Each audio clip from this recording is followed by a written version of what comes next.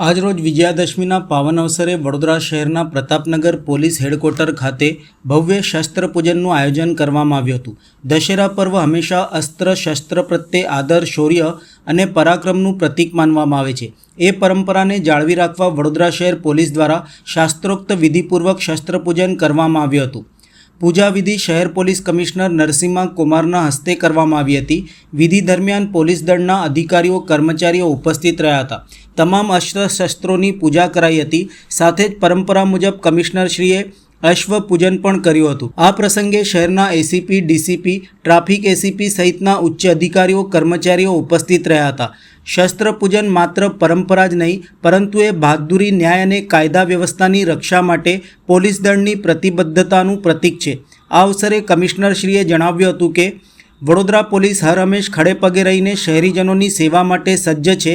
આવનારા દિવસોમાં પણ કાયદો વ્યવસ્થા જળવાઈ રહે અને સુખ શાંતિમય વાતાવરણ સર્જાય તે માટે પોલીસ સતત પ્રયાસો ચાલુ જ રાખશે। આ અવસરે તેઓએ શહેરીજનોને વિજયાદશમી પર્વની શુભેચ્છાઓ પાઠવી હતી। વિજયાદશમીના પાવન દિવસે શસ્ત્ર પૂજન સાથે અશ્વ પૂજન કરી શહેર પોલીસ દળે પોતાના સંકલ્પને ફરી એકવાર મજબૂત કર્યો કે તેઓ હંમેશા જનસેવામાં અડગ રહીને સમાજને સુરક્ષિત અને શાંતિપૂર્ણ રાખશે। શસ્ત્ર પૂજા પારંપરિક રીતે પોલીસ મુખ્ય મથકમાં થતી હોય છે।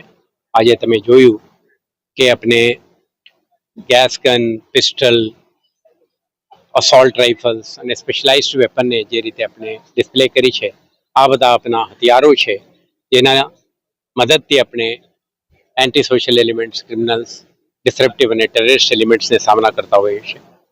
આપણા તાલીમ, આપણા સતત ડ્રિલ, પ્રિપેરેડનેસ આપણા કામ આવે છે, પરંતુ મહાશક્તિનું પણ આપણે તાકાત મળે તો હું માનું છું કે આવતા દિવસોમાં કોઈ પણ પ્રકારની પરિસ્થિતિને પહોંચી વળવા માટે શહેર પોલીસ સુસજ્જિત રહેશે અને સફળ રહેશે।